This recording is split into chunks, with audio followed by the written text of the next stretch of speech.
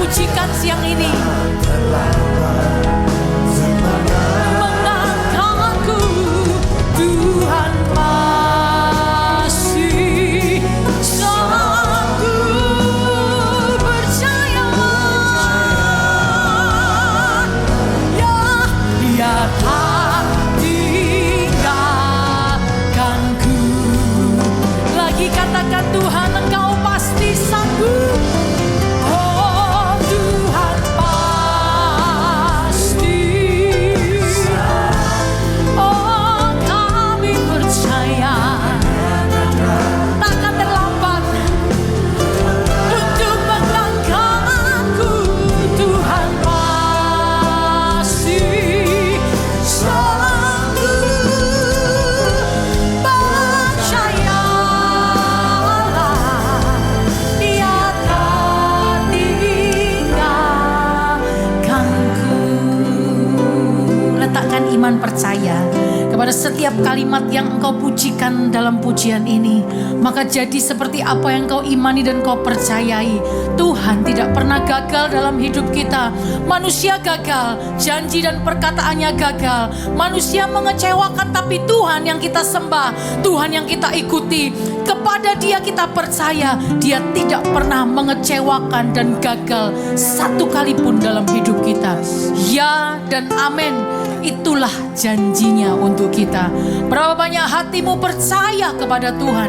Mari angkat tangan kananmu, letakkan tangan kiri di dada. Apa yang kau alami hari-hari ini, waktu engkau ingat janji Tuhan, imani, percayai, Dia mengerjakannya di dalam hidup kita. Tuhan pasti. Mari jemaat sendiri nyanyi, katakan tangannya. Tangannya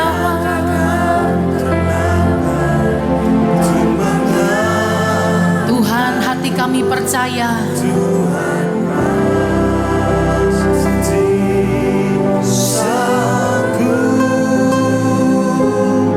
Percaya Dia. Lagi jemaat saja katakan, Tuhan pasti. Tuhan sanggup. Ya Tuhan, tangannya. Ya Tuhan. Oh Tuhan masih sanggup, percaya Dia tak tinggalkanku. Angkat dua tanganmu tinggi, katakan percayalah. Katakan percayalah, percayalah, percayalah, percayalah. Aku mau percaya, percayalah. Dia tak tinggalkanku.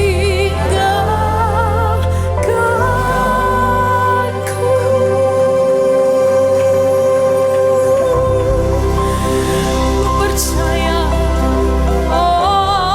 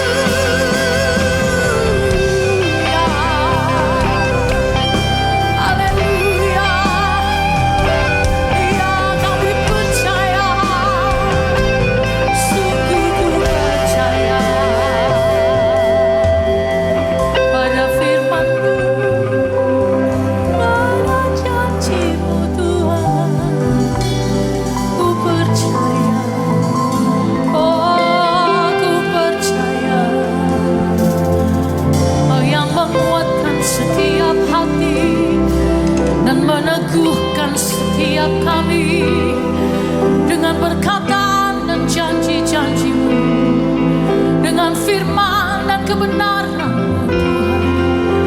Kau membangkitkan imanku, Kau menghidupkan kami Tuhan. Oh, di dalam-Mu kami berkemenangan. Kami percaya kepadamu, kepada janji-Mu, itu yang membuat kami kuat. Kalau lihat keadaan kami jadi lemah, tapi kalau kami ingat perkataan Tuhan, kalau kami ingat firman itu, kalau kami ingat janji-janji itu, hati kami teguh, iman kami bangkit. Yesus bersama kami, memegang tangan kami, dan memberikan kami kemenangan.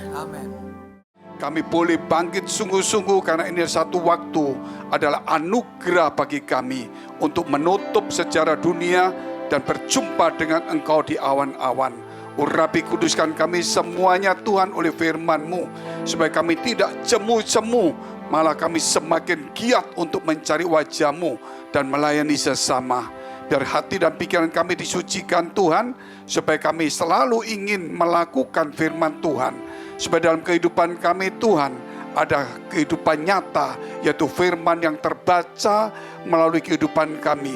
Walaupun kami tidak sempurna, tetapi kami ingin terus melakukannya dan menjadi lebih baik dan sangat baik dan amat baik. Urapi kami semua di dalam nama Tuhan Yesus. Kami beruntuk mereka yang dalam pergumulan, mereka yang sakit, mereka yang berobat, saudara kami juga Joni yang dalam pemulihan, dan teman-teman kami yang juga sedang sakit, ada yang sakit kanker. Tuhan, Engkau pulihkan, Engkau sembuhkan dalam nama Yesus.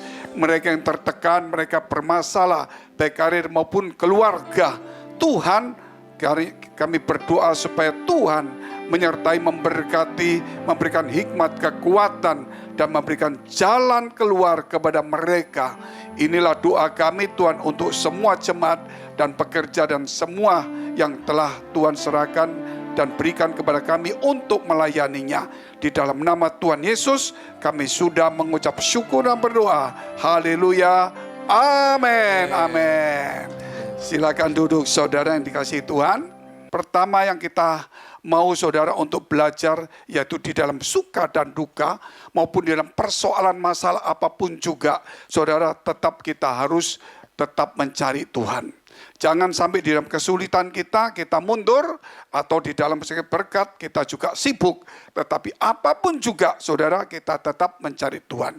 Karena jangankan saudara kita ini bisa kecewa sama teman, sama Tuhan pun kita bisa kecewa. Jadi jangan kaget kalau ada orang kecewa dengan kita, yang penting kita terus perbaiki hidup menjadi berkat. Karena terakhir ini banyak orang kecewa, saudara. Kecewa khususnya ya banyak juga kepada Tuhan. Kenapa? Mungkin seakan-akan doanya tidak terjawab. Padahal kita melihat Tuhan selalu menyiapkan hari-hari yang indah kepada kita. Kita akan melewati masalah, tapi Tuhan akan angkat kembali. Lewati persoalan, Tuhan akan angkat kembali. Saudara, nah kita jangan lihat waktu kita ada di bawah. Jangan kita melihat waktu kita ada persoalan. Tapi marilah saudara kita lihat bahwa Tuhan akan selalu menolong kita. Berulang kali kita, saudara, sudah ditolong Tuhan. Dan ini akan terus-menerus ditolong Tuhan. Waktu dikatakan ditolong itu bukan berarti kita lebih dalam kondisi baik-baik. Waktu dikatakan ditolong itu pada saat kita mungkin terjepit. Kita punya masalah. Sebab itu saudara kita perlu datang ke Tuhan terus. Karena dunia ini tidak menjanjikan kita untuk sesuatu yang baik.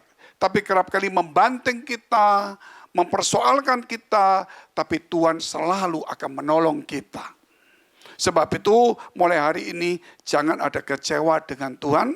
Mungkin dalam bisnis, dalam pekerjaan, dalam apapun juga saudara kita tetap percaya Tuhan.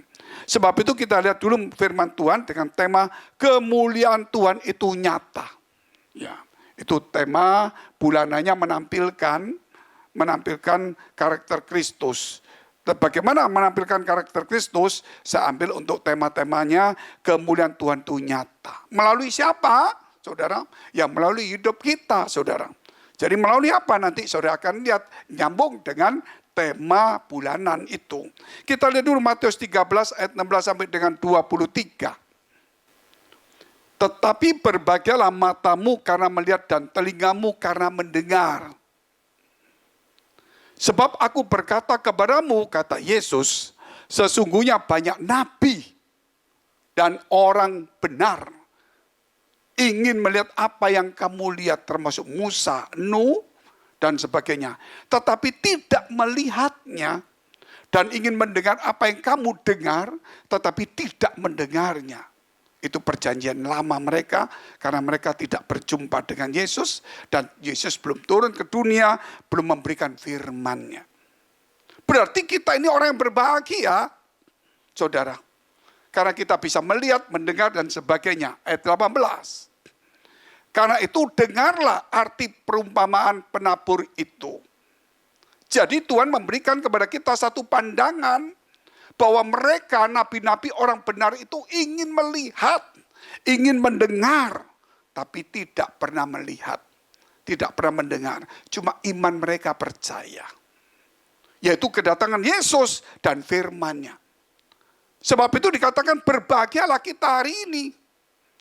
Saudara, berbahagia kenapa? Karena kita bisa mendengar firman Allah.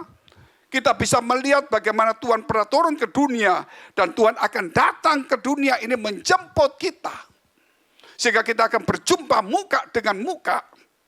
Sebab itu ada perumpamaan penabur itu untuk memberikan kepada kita supaya di akhir zaman, supaya di zaman akhir ini saudara, kita ini mengingat tentang bahwa bagaimana kita saudara untuk supaya menaruh benih itu di tempat yang tepat. Jangan cuma mendengar, karena firman ini luar biasa. Nabi-nabi ingin mendengar.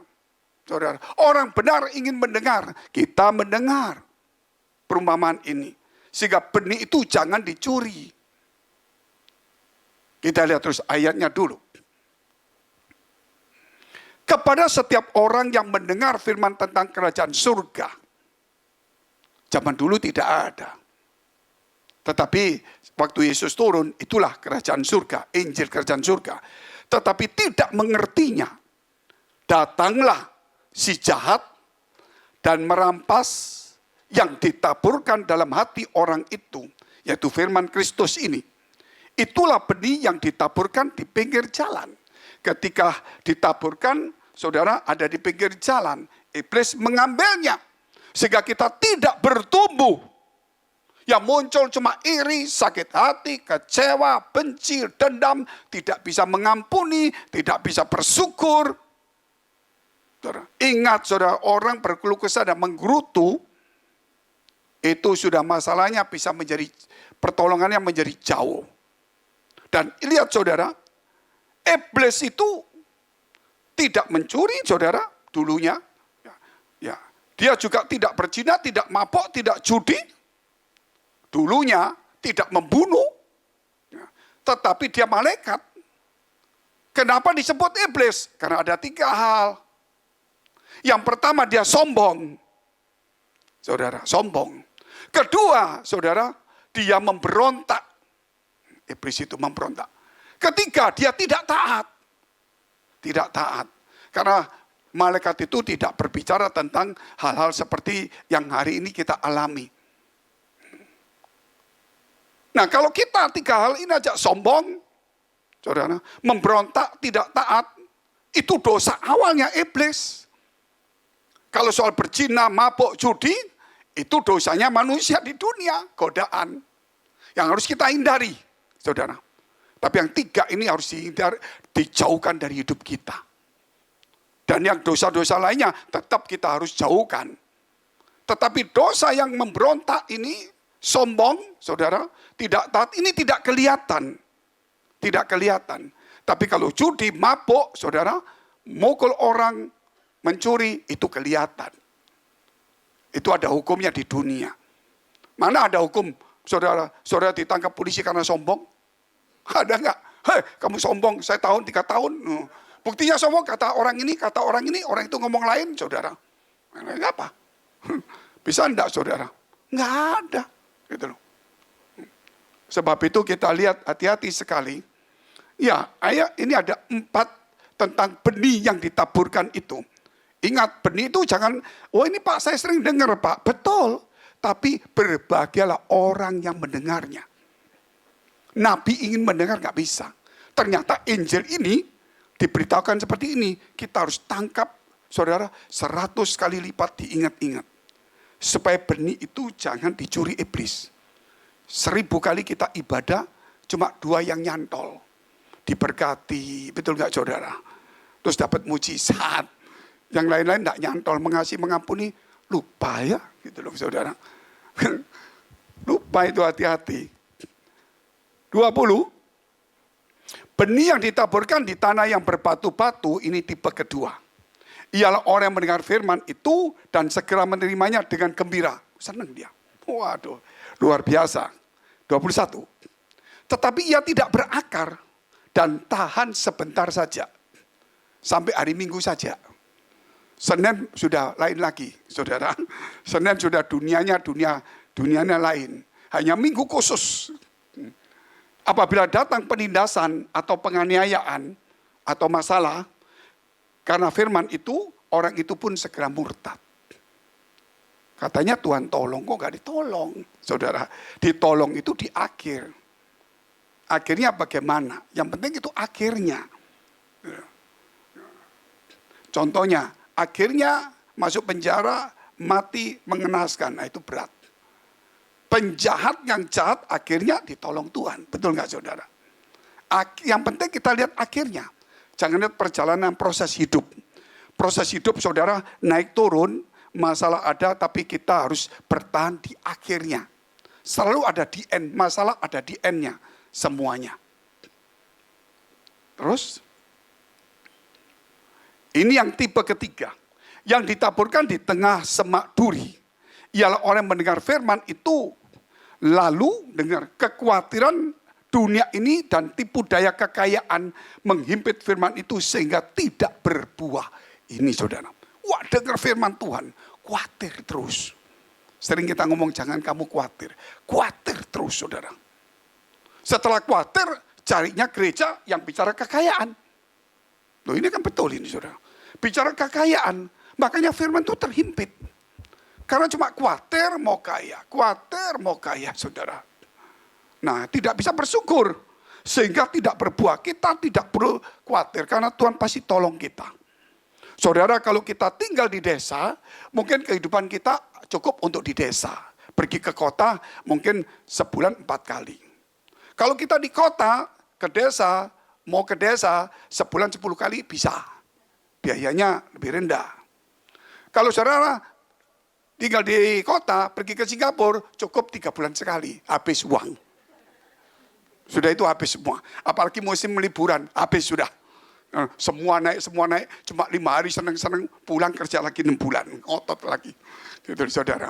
Tapi kalau saudara tinggal di Singapura, pergi ke Batam, 1 bulan 4 kali bisa.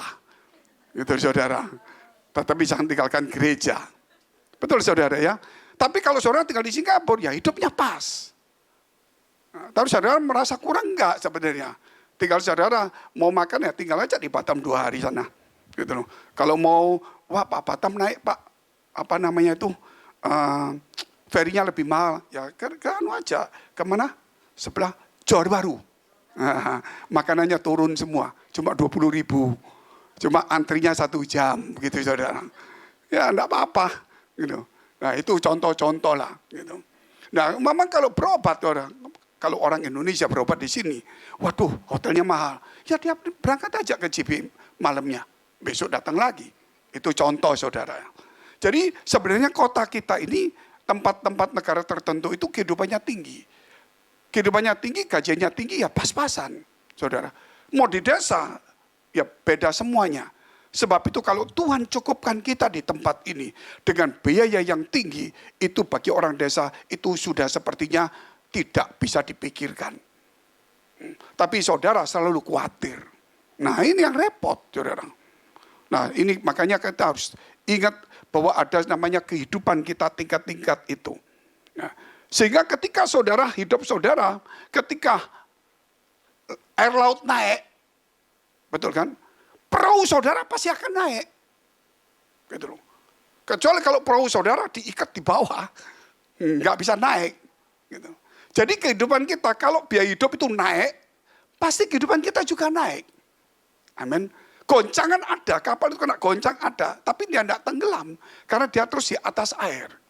Nah itu dalam kehidupan kita, saudara, masalah itu ada, persoalan ada, goncangan-goncangan, tapi kita nggak akan tenggelam. Mungkin terus masalah tambah banyak, kita goncang terus, saudara.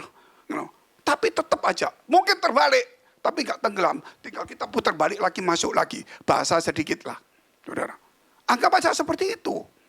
Makanya kita harus punya namanya pelampung, bisa belajar berenang. Nah saya katakan pelampung itu kan bicara tentang keselamatan. Ada tulisannya shift, saudara. Nah kalau kita sudah naik ferry kan dikasih pelampung. Dalam kehidupan ini juga harus ada pelampung dalam hidup kita. Nah pelampung itu firman Tuhan. Dan Yesus berkata, dialah juru selamat itu. Dalam kehidupan apapun saudara, selama pelampung itu ada dalam kehidupan kita akan naik ke atas. Apalagi kita bisa berenang. Artinya melakukan firman Allah. Jadi kita bisa menepi sendiri. Di samping ada pelampung. Banyak orang cuma memakai pelampung, tapi tidak mau belajar firman Allah. Sehingga dia ada masalah, dia kecewa, doa, tidak dewasa lah. Dalam arti dia tidak dewasa. Tapi ketika tidak dewasa, dia tetap ditolong Tuhan. Kenapa? Tuhan selalu menolong kita. Karena anggap aja kita di tengah-tengah, saudara, air, walaupun kita nggak bisa berenang, ada pelampung itu. Nah, pelampung itulah Tuhan akan selalu tolong kita. Katakan amin dulu. Yakinlah saudara, apapun masalah, perahu kita terbalik, pelampung, perahu tidak akan tenggelam. Tetap tinggal dibalik, kita juga tidak tenggelam, ada pelampung. Ya, itulah kehidupan kita juga sama seperti itu. Namun yang lebih hebat lagi saudara, kalau kita bisa berenang. Artinya di sini melakukan firman. Hidup di dalam kebenaran firman Allah. Sehingga kekhawatiran yang muncul ini, saudara, bisa kita hadapin terus menerus. Jangan kita percaya selalu ditolong Tuhan, tapi hidup dalam kekhawatiran. Kita percaya Tuhan, tapi selalu hidup kita selama hidup dipenjara oleh kekhawatiran. Hidup khawatir lagi, besok khawatir lagi, lusa khawatir lagi. Tahun depan ditolong Tuhan, begitu tolong, besok khawatir lagi. Enggak ada seterusnya. Saudara hidup, saudara akan dihimpit, dipenjara oleh kekhawatiran, ketakutan. Sebab itu, kekhawatiran itu selalu ada. Tapi kita, saudara yang bisa berenang, anggap contoh tadi, ilustrasi, yang bisa berenang akan bisa mengalahkan kekhawatiran. Saudara. Dan kalau saudara punya masalah, pasti tolong Tuhan. Enggak usah saudara sampai ditipu dengan kekayaan. Kenapa saudara? Tuhan akan selalu tolong kita dengan kondisi di mana kita ditempatkan. Enggak mungkin saudara mau kerja di desa gaji Singapura. Betul enggak saudara? Kecuali kedutaan besar di desa. Konsulat desa, Singapura di desa. Ngapain ngurusan di situ? Tidak ada lah. Kecuali saudara mesti ngurus usaha-usaha itu. Nah disinilah. Menghimpit firman itu sehingga tidak berbuah. Nah banyak orang yang terjebak di dalam kekhawatiran ini. Di gereja. Sehingga minta doa berkat. Angkat tanganmu. Angkat tinggi-tinggi. Supaya diberkati. Karena khawatir. Kalau kita dekapkan kedua dadamu. Kenapa? Pasti ditolong. Ini yang khawatir. Sibuk. Tamak. Betul nggak saudara? Ini yang bahaya di sini ini. Sehingga tidak boleh khawatir. Nah, orang disuruh cari kekayaan. Tuhan suruh cari Tuhan dulu. Nah, firman-Nya dirubah untuk cari kekayaan. Tapi firman Tuhan bicara untuk cari Tuhan. Yang lain ditambahkan. Nah, ini jadi diputar balik. Sehingga dia tidak berbuah. Datang di gereja khawatir lagi cuma ngejar ini. Ini yang lagi saudara, ini yang lagi hot dan lagi viral. Gereja-gereja yang bicara kekhawatiran, saudara, wah orang dikasih khawatir terus, tapi jangan takut ya nanti Tuhan tolong, besok khawatir jangan takut tolong. Dikasih pengharapan, sama dikasih pengharapan kaya, itu senang sekali dia. Kalau di kita, saudara mesti kalahkan khawatirmu sendiri. Kaya itu urusan saudara dengan Tuhan. Ya. Betul saudara, kalau saudara kerja sungguh-sungguh, hidup dengan Tuhan, gak usah takut. Orang kerja yang sungguh-sungguh pasti digaji. Kalau saudara sungguh-sungguh mengamalkan firman Allah, pasti juga dapat upahnya. Amin. Nah itulah saudara, itu firman Tuhan. Ayat 23. Dan inilah yang posisi yang terbaik. Yang ditaburkan di tanah yang baik. Di hati firman itu. Ialah orang yang mendengar firman itu. Yang mendengar firman itu. Dan mengerti. Bahwa Yesus itu juru selamat. Firman itu membuat dia mampu untuk mengatasi masalah. Dan dia tampil sebagai pemenang. Bukan cuma ditolong, masalah ditolong, bukan. Masalah pasti ditolong. Tapi dia mampu untuk naik ke atas. Naik ke atas ada masalah lagi, ditolong. Dia mampu naik lebih atas lagi. Sehingga ketika masalah itu saya tulis di dalam buku saya, masalah adalah berkat. Artinya masalah adalah alat promosi. Ketika ada masalah, saudara tidak boleh terjebak jatuh di masalahnya. Saudara akan naik peringkat. Di peringkat atas ada masalah lagi. Sales ada masalah? Nggak ada. Tuntutannya, saudara, targetnya. Wah, sampai keringat-keringat dingin. Betul saudara? Keringat dingin. Begitu sukses supervisor, tuntutannya bukan cuman saudara cari omset. Tapi membuat sales-sales itu harus kerja keras. Sampai dimusuhi sama sales-sales. Saudara, sampai mata mereka mulai merencing-rencing. Hidupnya setiap hari cuma di bahasa Ibrani dipleroi. Itu Ibrani susah diterjemahkan. Ya, susah itu. Ya, maksudnya, saudara, itu makanannya dia setiap hari. Nanti kalau manajer juga sama. Targetnya bukan satu sales. Targetnya semuanya. Mengatur aturannya, gajinya tinggi. Itu setiap hari punya masalah masing-masing. Oh, saudara mau jadi owner, enak owner. Oh, owner pusing. Gitu loh. Kalau sepi bayar gaji pegawai.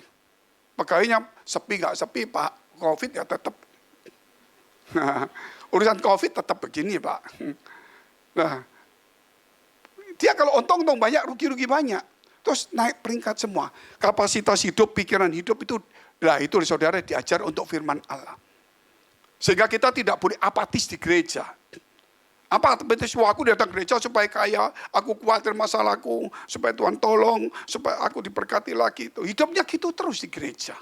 Makanya gereja terus memberikan di saudara, termasuk pendeta atau kita juga memberikan, ayo jangan takut, saudara pasti akan diberkati. Supaya saudara terus dikuatkan.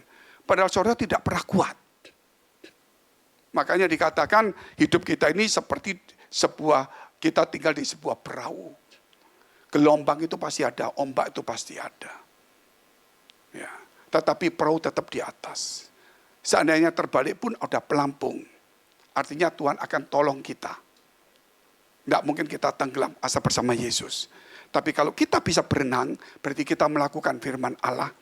Sehingga kita mampu tidak hidup dalam kekhawatiran. Sehingga kita menjadi berkat orang lain. Ini satu rahasia. Karena Tuhan katakan apa? Berbahagialah mereka yang mendengar dan melihatnya. Yaitu waktu Yesus turun ke dunia dan memberikan firman. Karena banyak nabi-nabi dan orang benar ingin dengar firmannya Tuhan, tidak bisa. Yang diajarkan Yesus ini sekarang. Gitu. Ingin melihat nggak bisa. Nah kita bisa mendengar itu berbahagia. Tapi kebanyakan orang sudah nggak lihat ayatnya. Mau lihat khawatirnya diberkati terus saudara. Jangan ditindas, jangan dihukum, jangan dibelenggu dengan kekhawatiran. Titik. Saudara mesti ngomong, hidupku ada khawatir, tapi tidak boleh dibelenggu. Khawatir ada, aku harus mengalahkan khawatir itu setiap hari. Jadi mesti melatih untuk mengalahkan kekhawatiran itu. Sama dengan saudara mau push up, saudara mau pull up, saudara mau apa terserah. Ya, itu saudara mesti latihan sehingga saudara kuat. Gitu.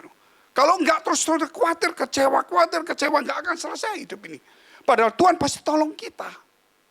Tuhan pasti tolong. Amin. Nah kita harus bergerak sekarang.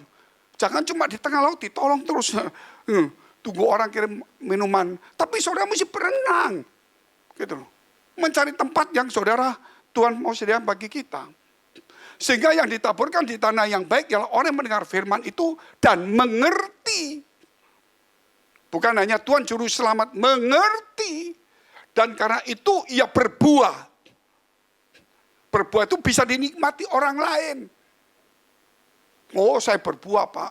Lu kenapa? Iya baju saya 5 juta, sepatu saya 10 juta, sekali potong rambut 10 juta, sebenarnya saudara.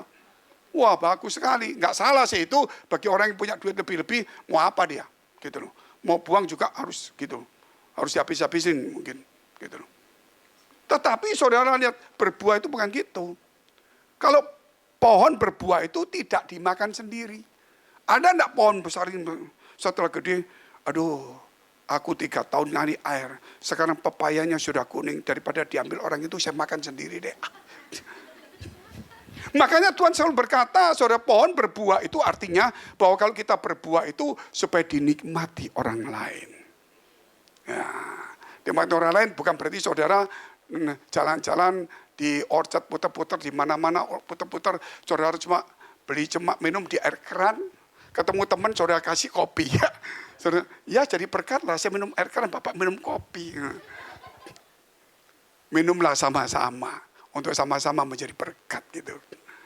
Nah, itulah. Ada yang 100 kali lipat. Ada yang 60 kali lipat, ada yang 30 kali lipat. Ini bukan bicara soal uang, tapi bicara tentang kerohanian. Kerohanian itu akan bisa juga mengangkat harkat hidup kita. Harga diri kita, kemampuan kita, kapasitas kita, pikiran kita, wawasan kita, saudara. Mental kita, iman kita akan naik semuanya. Kalau naik pasti semuanya akan juga mendukung naik. Tadi yang saya katakan kalau saudara tinggal di desa, gajimu seperti itu. Tinggal di kota, oh di desa cuma 600.000 Pak. Saya mau 3 juta, tinggal aja di kota.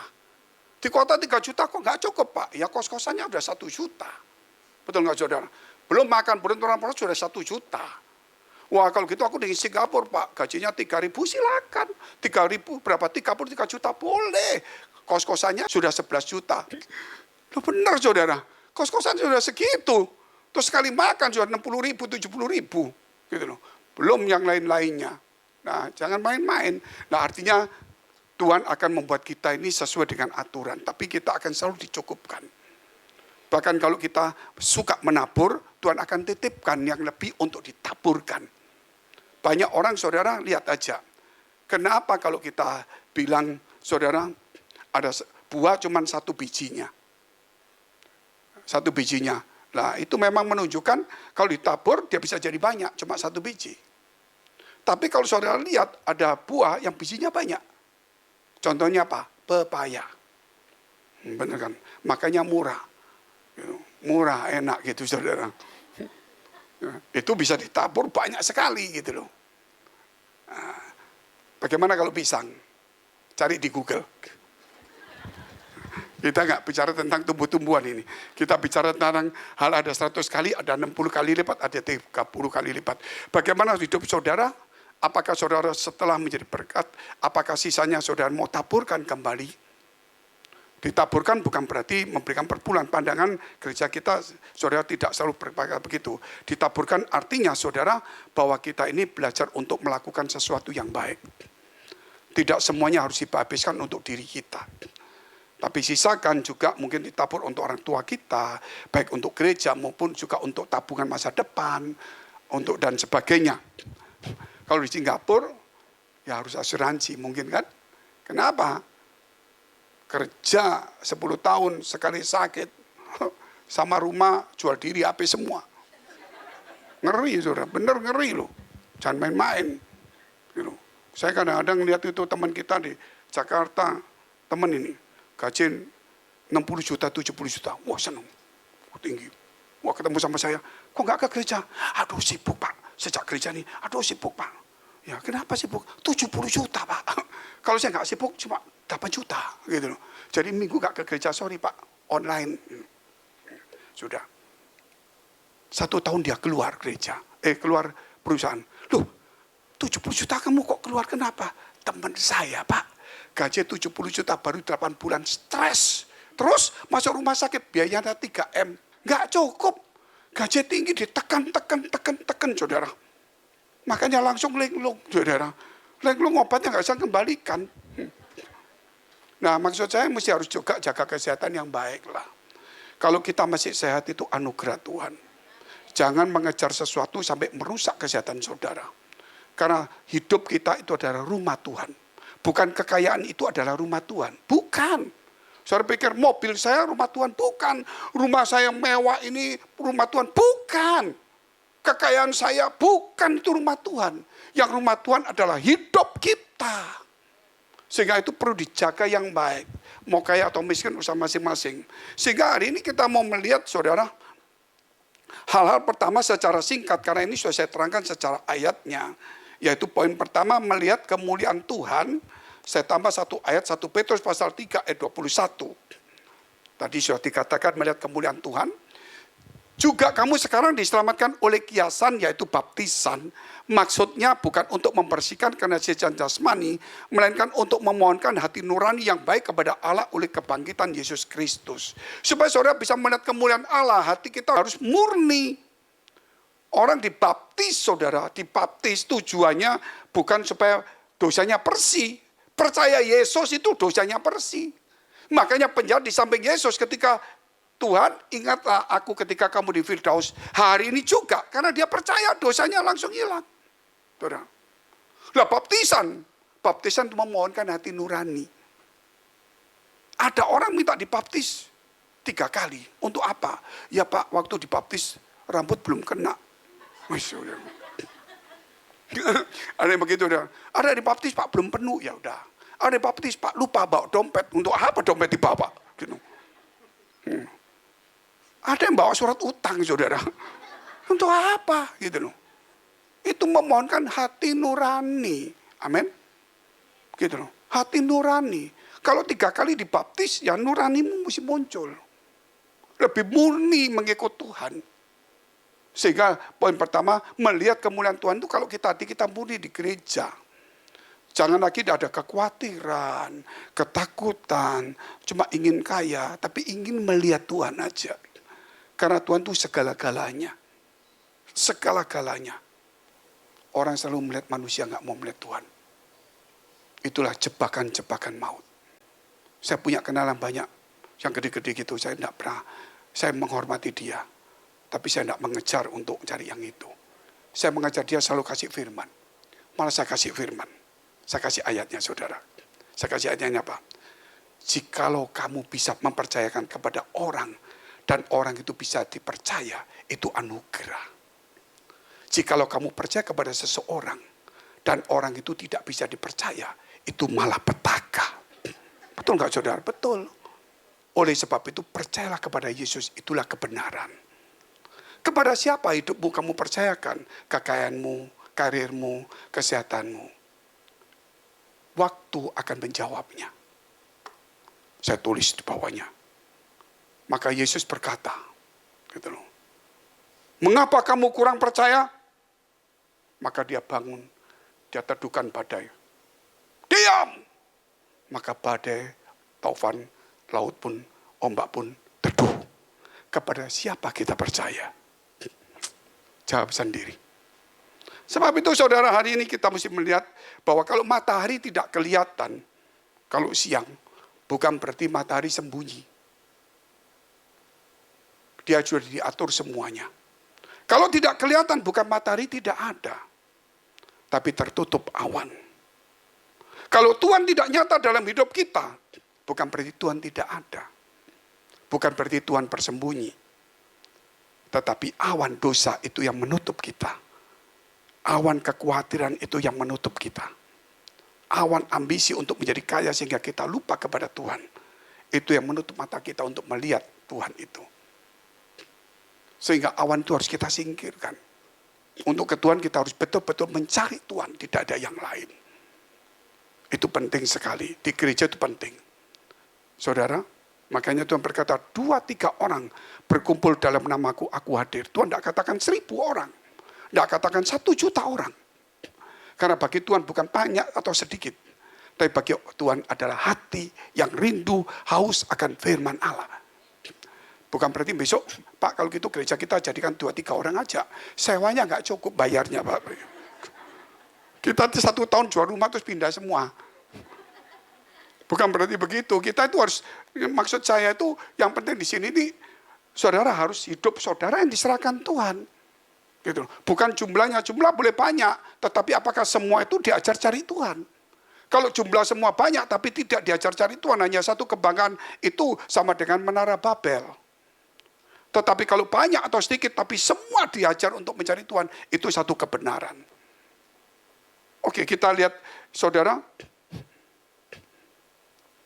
Hal kedua kita lihat. Tidak ada yang tersembunyi. Tidak ada yang tersembunyi. Terang harus percaya di tempat yang tepat. Tuhan katakan apa?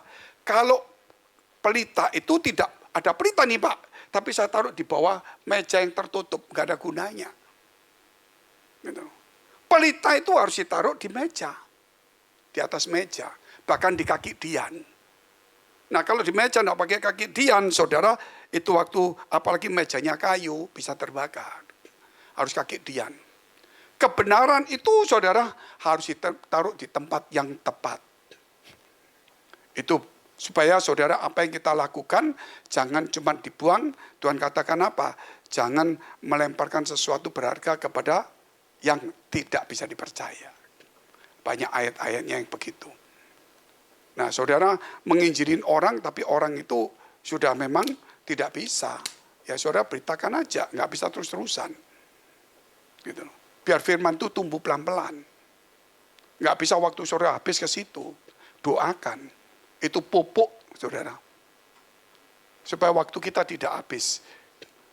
Kita lihat dulu Matius 5 ayat 15 dan 16. Apa itu? Tidak ada yang tersembunyi. Lagi pula orang tidak menyalakan pelita lalu meletakkannya di bawah gantang. Melainkan di atas kaki dian sehingga menerangi semua orang di dalam rumah itu. Kalau kita jadi orang Kristen saudara, ya khususnya kalau seperti hari Imlek begitu kan. Kenapa bagian merah? Supaya kelihatan. Supaya kelihatan kalau ikut merayakan. Tapi ini kan bukan ini kan gereja. Kalau hari-hari Imlek itu saudara saya lihat itu. Di kampung saya dulu. Imlek, saudara. Wih, yang datang orang-orang kampung. Baju merah semua. Padahal bukan orang yang ikut Imlek. Tapi bajunya merah mau tidak mau kita kasih angpau lah. Tapi yang pakai baju merah ini jangan berharap angpau. Malah memberi angpau saudara. Ini hanya merayakan saudara ya. Jadi jangan kecil hati. Itu jadi berkat juga kok. Nah ini dari sini saudara kita harus tahu bahwa kehidupan itu tidak ada yang tersembunyi. Terus ayat 16. Demikian hendaknya terangmu percaya di depan orang. Kalau Natal makanya Singapura saya lihat semua ada lampu. Untuk menunjukkan Natal. Rumah ada pohon Natalnya. Ada bingkisan sedikit walaupun nggak punya duit saudara. Minimal seperti itu. Untuk saudara menyatakan terang itu. Imanmu. Ya, tapi iman tanpa perbuatan adalah mati. Jadi bukan percaya Tuhan, datang di gereja, berdoa, tapi harus ada nyata perbuatan. Perbuatan yang nyata itu nomor satu, berbuat baik. Berbuat baik bukan menolong orang saja, mengampuni itu perbuatan baik juga. Yang tidak dilihat orang. Ya, itu, kalau kita tidak mengampuni, kita tidak diampuni. Doa kita, saudara kena awan-awan terus. Itu satu perbuatan baik. Mendoakan orang itu perbuatan baik yang nggak perlu bayar harga, saudara. Belum yang lain-lain. Jangan berbuat baik itu seakan-akan harus mengeluarkan duit gitu, nunggu di perempatan setiap kali ada orang mau jalan, saya antar balik lagi di situ. Ya memangnya kalau saudara kerja di situ nggak apa-apa gitu. Kalau nganggur ya nggak apa-apa. Tapi berbuat baik itu pas jalan kan di tempat lain juga ada yang membutuhkan. Nah, itulah. Jadi bukan hanya satu tempat kecuali kerjaan. Tapi di tempat-tempat dimanapun saudara berada, pasti ada orang-orang yang membutuhkan ditolong, diperhatikan. Saudara mau masuk, saudara lihat, pergi hotel. Hotelnya murah. Pegawainya nggak mau buka. Buka sendiri, murah kok. Betul nggak saudara? Jadi kita mesti buka sendiri. Murah saudara. Benar nggak? Ya latihan sendiri, benar kan? Kalau hotel mahal, begitu depan kita langsung didorong buka gitu. Wah saudara masuk. Langkah Lucifer masuk, sombong. Ya ini sedikit-sedikit lah humor.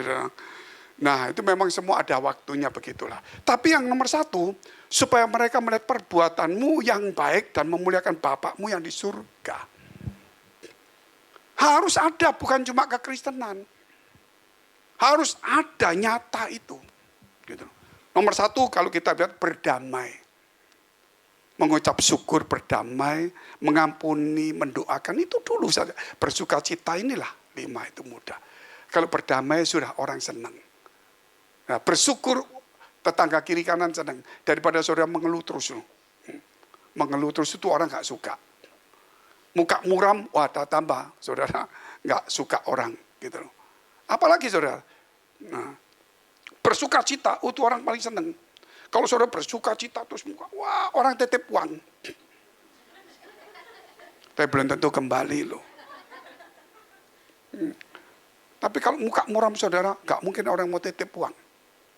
Gitu loh. Gak ada. Dari sinilah perbuatanmu yang baik memuliakan Tuhan. Itu saudara itu kita harus menampilkan semua karakter Kristus itu. Jadi tidak ada yang tersembunyi. Banyak orang saudara penampilannya keren. Penampilannya keren nih. Oh keren sekali. Saya tadi lihat dari rumah, jas ini saya kira agak hitam, ini agak sedikit hitam. Begitu keluar, loh biru hitam. Mau pulang, enggak nutupin, keringatan nanti jalan kaki. Enggak apa-apa lah, toh ketutup mimbar sedikit. Nah, jadi gini saudara, kalau penampilan itu dilihat orang. Betul kan? Kalau hati itu dilihat Tuhan. Berarti besok kita ke gereja pakai pakaian renang, dilihat orang. Tuhan marah juga Bapak Ibu. Di tempat yang tidak tepat gitu loh. Banyak orang ngomong Tuhan lihat hati, tapi di gereja pakaian renangnya sudah gak masuk akal lah. Itu kita ibadah di kolam renang aja gak apa-apa. Jadi harus hati-hati. Firman itu jangan, kan gak apa-apa Pak Tuhan lihat hati. Gak bisa juga gitu loh. Ya harus tetap kita perlu juga supaya orang melihat, oh ini anak Tuhan kok tampilannya enak gitu saudara. Bukan berarti menarik untuk berbuat jahat, tidak. Khusus untuk supaya penampilan dihargai orang, tidak. Tapi kita mau dihargai Tuhan. Tapi juga orang melihat Tuhan melalui hidup kita juga. Nah, itulah. Loh Pak kalau gitu saya mau menunjukkan kekayaan tuh mewah-mewah. Supaya orang melihat kita, wah anak Tuhan kaya-kaya. Itu orang malah tambah iri saudara Bapak Ibu. Saudara membuat orang berdosa. Itu nggak boleh. Apalagi kalau saudara ngomong sama orang lain. Hari ini aku dapat proyek untung 30 miliar, orang yang puji Tuhan. Dalam hati, gila kenapa enggak gua ya. Benar, buat orang berdosa. Lebih baik nggak usah cerita. Ya benar kan. Tapi ada juga orang saudara kalau punya uang nggak cerita. Tapi kalau punya masalah cerita. Itu kepada pendeta biasanya. Bukan kepada saudara. Pak pendeta saya susah Pak pendeta. Loh kenapa? Aduh gini-gini. Tahun lalu pesta lupa pendeta. Sekarang susah ingat pendeta. Ya itulah nasibnya memangnya. Itu. Yang ketiga kita lihat buahnya. Lihat buahnya. Yang terakhir ini. Lihat buahnya. 1 Korintus 13 ayat 1 sampai dengan 5. Sekalipun aku dapat berkata-kata dengan semua bahasa manusia dan bahasa malaikat, tetapi jika aku tidak mempunyai kasih, aku sama dengan gong yang berkumandang dan canang yang gemerincing. Ini saya kasih contoh saudara. Banyak pendeta sekarang memakai bahasa Ibrani. Oke, bahasa Ibrani tidak mencerminkan kasih itu. Mencerminkan dia seorang terpelajar. Tapi kasih itu hubungan dengan terpelajar itu berbeda. Kasih itu bagian dari hidup kita. Mau miskin, tidak miskin atau terpelajar, kasih itu adalah dari hati. Terpelajar itu adalah education, belajar. Betul saudara ya? Nah, itu ceritanya berbeda. Ada orang yang bisa berbahasa Inggris. Ketemu saya, orang Indonesia nih.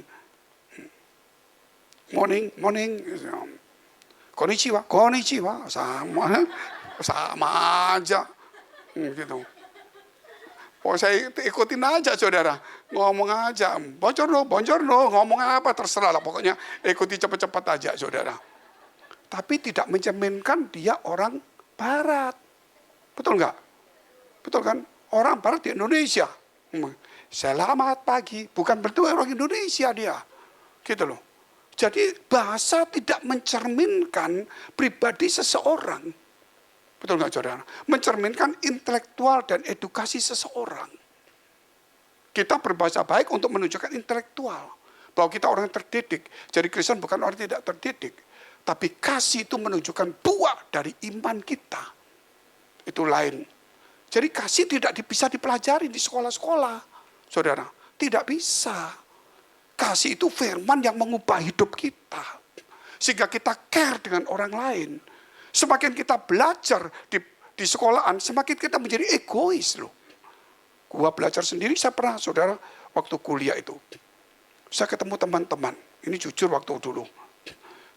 Saya bilang, waduh saya nggak nyatet. Kan saya kerja sambil kuliah, kerja sambil kuliah.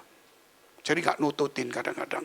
Usia saya lebih tua daripada mahasiswa-mahasiswi. Saya bilang, pinjam catatannya loh. Wah dia baik, pinjemin. Tapi ada juga saudara teman saya pinjem deh. Enggak, enak aja loh. Gak pernah nyatet mau ngambil punya gua. Beda. Itu juga ada juga gitu. Dan orang itu bisa jadi pendeta, kaget juga saya. Tapi baik orangnya. Jadi baik, tapi enggak baik. Baik, tapi enggak baik. Ya baiklah. Dia mau belajar sungguh-sungguh disiplinkan orang. Daripada yang suka ambil catatan enggak mau belajar, itu enggak baik juga. Gitu loh. Nah dari sini saudara akan nimbang lah. Kan nggak bisa ngomong itu baik, nggak baik. Kita mesti lihat situasi kondisinya. Nah dari sinilah kita kadang-kadang lihat. Juga kadang-kadang saudara lihat. Saya ketemu orang. Gitu loh. Ketemu orang. Dia tanya, kamu orang apa? Indonesia. Oh gitu ya. Kok kelihatannya orang beda ya? Ya. Saya bilang, kita keturunan Chinese juga. Bisa jangkoi, itian. Itian, Jongkok orang purunan ku jangkoi. Padahal bisa ngomong dikit. Saya bilang, loh kita kan tinggal di Indonesia, kerja di Indonesia, gitu loh. Lah kita kalau sama mama ya kita ngomong bahasanya bahasa koi. Kayak bahasa Hainan atau Kantonis gitu loh. Gak jarang kita pakai koi, karena sekolah dulu ditutup gitu loh. Jadi ya berbeda. Yang penting, yang bagi saya, bukan kamu bisa jangkoi, bisa Ingwen, ya bisa juga semualah. Tapi kamu bisa mencerminkan gak pribadimu sebagai orang itu. Contohnya, saya bahasa Inggris. Morning. Orang nggak suka. Biar bahasa Inggrisnya pintar, saudara. Aku Inggrisnya bulat-bulat tak karuan. Tapi gaya nggak cocok lah. Bener ini. Terus saya jangkoi dong. Punya ubah. Tensia. Pang mangni. Orang nggak suka juga. Gitu loh. Kenapa saudara? Lo jangkoi. Tapi pribadimu tidak mencerminkan orang yang berpendidikan baik. Lebih baik lu tidak bisa jangkoi, tapi lu menunjukkan wah bunga, wah itu kan bahasanya, tahu? Walaupun bahasanya tidak bisa, tapi buah kehidupannya itu ada. Makanya ada wai. Kata wai itu kan berarti kan bahasa yang berbunga, betul saudara ya. Bahasanya harus bisa, tapi berbunga. Bunganya itu harus karaktermu yang bagus. Makanya kadang-kadang saya melihat orang-orang Inggris, orang Indonesia, orang Chinese, orang mana saja saudara. Ngomongnya di situ tapi hidupnya tidak mencerminkan orang punya karakter baik. Oh, terutama yang saya ngomong hari ini bukan bicara soal suku bangsa, tapi kita bicara rohani. Orang bisa berbahasa roh. Saya bisa, nafsirkan bisa. Orang bisa berbahasa roh. Tapi waktu segala sesuatu, hidupnya egois sekali. Mau bayar makanan aja bahasa roh, saudara ketara. Mau urunan aja bahasa roh, luar biasa enggak ini? Ampun saudara, ini orang yang luar biasa loh ini. Jadi bahasa tidak mencerminkan. Bahasa menunjukkan kamu edukasi, kamu belajar. Tapi kasih itu menunjukkan buah dari kehidupanmu. Bukan berarti tidak boleh. Saya kalau ada waktu saya mau berangkat ke satu negara, ini negara juga, tempat lain untuk berisabat bahasa. Tapi mengingat waktu Tuhan sudah dekat, saya buang bahasa, waktu 6 bulan, saya bisa melayani orang lebih banyak lagi. Saya timbang-timbang terus ini. Timbang-timbang terus. Kita lihat hal kedua. Sekalipun aku mempunyai karunia untuk bernubuat. Nah ini saudara. Dan aku mengetahui segala rahasia. Dan memiliki seluruh pengetahuan, edukasinya bagus. Dan sekalipun aku memiliki iman yang sempurna untuk memindahkan gunung, punya karunia hebat. Tetapi jika kau tidak mempunyai kasih, aku sama sekali tidak berguna. Jadi tidak ada hubungannya. Nubuatan, bahasa roh, pengetahuan, saudara, iman yang hebat itu dengan urusan kasih tidak ada urusannya.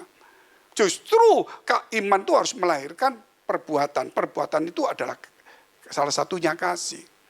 Bukan berarti orang punya iman harus punya kasih. Karena iman itu hanya orang percaya Tuhan Yesus saja. Tapi iman yang bertumbuh berbuah itu menghasilkan kasih. Amin. Nah, jangan semua orang beriman. Gitu loh. Tapi apakah imannya itu baik? Saya ingin supaya saudara hari ini jangan cuma aku percaya Tuhan, aku percaya di gereja terus kok. Oke lah, aku bisa bernubuat bahasa roh, mujizat, aku bisa doa, bagus. Tetapi hidup kita di gereja ini diajar itu boleh. Tapi utamakan buah dalam kehidupan saudara itu nyata. Amin, nyata. Jangan nanti jalan sama saya, nanti di dekat-dekat tempat lain ketemu reception bahasa Inggris. Setelah selesai waktunya bayar hilang dia. Oh, udah hilang sendiri. Bahasanya kok nggak ada Pak. Jangan begitu saudara. Ya kadang-kadang kan begitu. Kadang-kadang juga saya kan nggak terlalu bisa bahasa Inggris sama Mandarin. Ketemu di food court, ketemu orang temannya. Ngomong apa, pesan apa ini? Pokoknya enak lah. Ya, selesai minggir dulu. Saya bayar siapa? Kalau membayar kan nggak perlu bahasa Pak, tinggal pakai tab. Pinter juga kamu ya. Lain kali aku belajar bahasa aja gitu loh. Nah, ini bahaya. Ini kan kita cuma guyon aja lah. Tapi sesungguhnya tidak ada di sini lah. Tidak ada yang ngaku. 3. Dan sekalipun aku membagi-bagikan segala sesuatu yang ada padaku, bahkan menyerahkan tubuhku untuk dibakar, tetapi jika aku tidak mempunyai kasih sedikit pun tidak ada faedahnya bagiku. Makanya di gereja sini saudara tidak diajari untuk selalu, ayo nyumbang-nyumbang, yaitu kecuali diakonia Natal saja. Untuk memang gereja-gereja yang miskin saja. Kemarin saya tanya kepada bagian semuanya, bagaimana masih ada gereja lagi di Bantu enggak? Sudah cukup Pak. Dalam hati saya syukur. Karena uangnya sudah pas juga. Betul. Kalau dia bilang kurang, wah mesti doa kencang lagi. Tuhan atur semuanya cukup. Saudara. Tapi mungkin saya bilang, kalau sisa ada lagi, coba ditelepon-telepon yang lain. Pasti juga akan Tuhan tolong lah. Yang penting sampai hari ini sudah cukup semuanya. Jadi saudara, kalau kita bicara tentang uang di gereja itu, kita harus hindari terlalu banyak lah. Gereja kita mesti mengurangi bicara soal uang. Ya, soal sumbangan-sumbangan, soal utang piutang, pinjam meminjam, gitu loh. Kalau saudara minjemi tapi lupa nagih itu nggak apa-apa, sebagai ribut gitu loh. Tapi kalau saudara ingat nagih terus itu yang berbahaya. Kalau sudah ingat nagihnya jangan ngutangi orang, pasti ribut. Itu pasti ribut, gitu loh. Ini aturan sebenarnya. Makanya Tuhan katakan, kalau meminjami, ya, jangan untuk menagih, lupakan untuk menagih. Jadi yang mau minjami saya, silakan. Tapi jangan nagih, lupakan. Lupa itu berarti lupa, betul-betul lupa, pikun. Pikun, seakan-akan saya tidak pernah utang, itu loh. Nah kalau sudah bisa seperti itu, jangan ngutangin sudah. Kasih aja supaya nggak ribut. Nah ini satu kebenaran firman Allah hari ini. Supaya di gereja ini benar-benar mencari Tuhan. Supaya kita ini benar-benar hidup ya diarahkan yang baiklah di akhir zaman ini. Mengurangi gesekan-gesekan. Itulah hari ini firman Tuhan. Saya anggap saudara untuk bangkit berdiri. Mari kita berdoa, Tuhan membuka hati kami semuanya Tuhan. Supaya kami boleh menangkap firman-Mu yang hidup ini. Supaya kami disebut orang yang berbahagia. Tuhan, bahwa kami boleh mendengar firman Allah, terutama bahwa kami boleh mendengar berulang-ulang tentang hal menabur benih ini. Bahwa kami selalu mendengar, tapi kerap kali Tuhan itu ada di pinggir jalan, ada juga di batu-batu, ada di semak duri. Tapi hari ini bukan kami berapa banyak di gereja, berapa hafal kami firman Tuhan, berapa banyak karunia kami miliki, begitu hebatnya pengetahuan bahasa kami sampai bahasa roh kami. Tuhan, tetapi yang lebih penting hari ini adalah buah kehidupan kami nyata untuk dilihat oleh banyak orang. Kau memberikan kepada kami kekuatan, kesucian, kekuduskan pada saat kami masuk di dalam perjamuan suci dan kudus, yaitu di dalam tubuh dan darah Tuhan. Ampuni segala dosa salah kami, supaya setiap umat-Mu, gereja-Mu dimanapun juga berada, khususnya yang ada di bawah pimpinan kami Tuhan, yang Kau percayakan kepada kami, supaya mereka juga diberi kekuatan melalui firman Tuhan ini, supaya didewasakan dan bertumbuh dan berbuah. Kami juga mau berdoa untuk gereja-gereja yang ada di seluruh dunia. Bagi para hamba Tuhan sampai kepada semua jemaatnya. Kiranya Tuhan memberkati mereka semua, supaya mereka menjadi berkat dan berdampak. Sehingga gereja di seluruh dunia dipenuhi oleh jemaat yang mencari Tuhan dengan tulus dan takut akan Tuhan. Buat semua hamba Tuhan dan gereja bersatu, rukun dan tidak terpecah-pecah, supaya dunia percaya bahwa Yesus adalah Tuhan bagi kemuliaan Allah Bapa. Demikian juga untuk gereja di mana kami Engkau percayakan untuk mengembalakannya, yaitu gereja Blessing in the Spirit. Kami mau berdoa untuk setiap persembahan dari jemaat-Mu. Kiranya Tuhan Kau menerimanya dan membalasnya berlipat-lipat. Biarlah persembahan ini berkenan kepada Tuhan, sebagaimana persembahan Habel. Tuhan, Engkau memberikan kemurahan-Mu. Balaslah kebaikan dan kerelaan hati jemaat. Jaga dan lindungi mereka. Serta peliharalah mereka beserta keluarga, pekerjaan, studi, dan kesehatannya. Mari dekapkan kedua tangan di dada. Untuk menerima berkat itu pasti. Jikalau Tuhan memberkati, tidak ada satu orang pun yang bisa menahannya. Tapi yang jauh lebih sulit, saat berkat itu kita terima, apakah kita tetap menjadi orang yang murah hati, rendah hati, mengasihi Tuhan dan mengasihi sesama. Oleh karena itu firman Tuhan katakan, jagalah hatimu dengan segala kewaspadaan, karena dari situlah terpancar kehidupan. Jemaat yang dikasihi Tuhan, jadilah berkat dan terimalah berkat rahmat anugerah dari Allah Bapa di surga. Di dalam putra tunggalnya Yesus Kristus yang sudah mati bagi dosa-dosa kita. Dan Dia bangkit pada hari ketiga, sehingga kita sembah Tuhan Allah yang hidup. Iman kita bukan kepada Tuhan yang mati. Dan Dia naik ke sorga, menyediakan rumah bagi kita, sehingga kita punya pengharapan yang pasti. Dia akan datang kedua kalinya, menyebut gereja dan umatnya yang berjaga-jaga, kudus, dewasa, bijaksana, serta menghakimi dunia. Dan di dalam persekutuan dengan Roh-Nya yang kudus, menghibur, menguatkan, menginsafkan, dan terus membuat hati kita berkobar-kobar di dalam kasih semula, kekudusan, kebenaran, dan menjadi saksi Kristus dari sekarang sampai selama-lamanya. Mari kita tutup dengan doa yang Yesus ajarkan.